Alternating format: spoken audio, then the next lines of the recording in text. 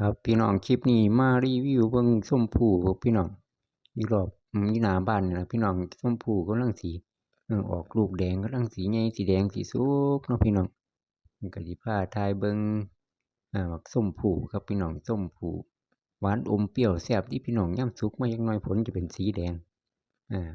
ก็ถ่ายเบิ่งนำเนาะพี่น้องเนาะเดี๋ยวพาไปเบิ่งบักมะม่วงบักม่วงบักฮุงอยู่ข้างบ้านนำเนาะพี่น้องรีวิวให้เบิ่งไปนำซั่นล่ะคลิปนี้ก็เปลี่ยนบรรยากาศไปนำแหน่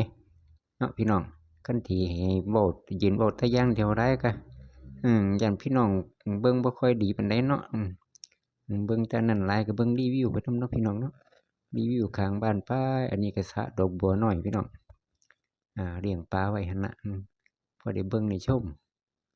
นี่ก็บักม่วงพี่น้องม่วง3ฤดูดกมาปีนี้ก็บ่ค่อยดกปานใดดอกหมากผลก็พอได้อยู่ได้กินนะพี่น้องเนาะแต่ว่าปีที่ผ่านมาดกบักม่วง3ฤดู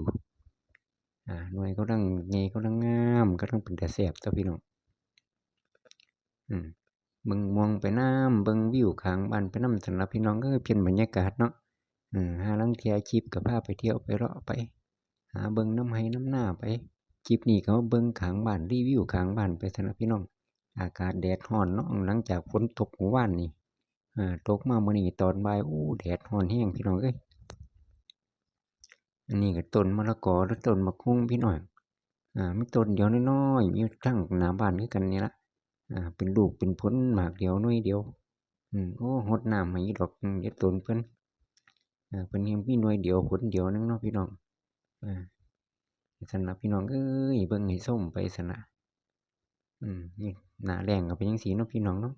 หม้องใดก็บ่ค่อยมีสดชื่นปานใดเด้เพราะว่าหน้าแล้งอันนี้ก็ต้นนี่เนาะพี่น้องเนาะต้นดอกไม้ผสมกับต้นมะนาวรู้สึกว่าปีนี้ดกตั่วพี่น้องแต่ว่าม่วงบ่ดกตรงข้ามมันก็เป็นบ้านเรือนไทเขาเจ้าเนาะทรงเรือนไทเพิ่นก็ยามฝนตกก็งามตั่วพี่น้องอันนี้ก็ดอกไม้เขาเจ้าเอิ้นดอกหยังบุนี่เจ้าเอิ้นว่าดอกคุดบ่พี่น้องหรือดอกอิหยัง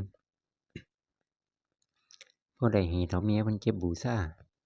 ยามวันศีลวันพระเนาะก็เป็นดอกเหี่ยวแดดออกหลายดอกสดก็มีดอกเหี่ยวก็มีเป็นเรื่องธรรมดาก็ย่างเลาะมาฟังทาง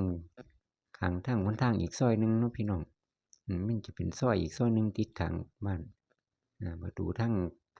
หลังที่ลงมาก็โอ้ก็ส่งสีบ่นั่นปานใดเนาะพี่น้องเพราะว่าส่วนมากก็บ่ค่อยได้เที่ยวได้ผ่านทางนี้เนาะก็เลยบ่ค่อยอยากแปลนปานใด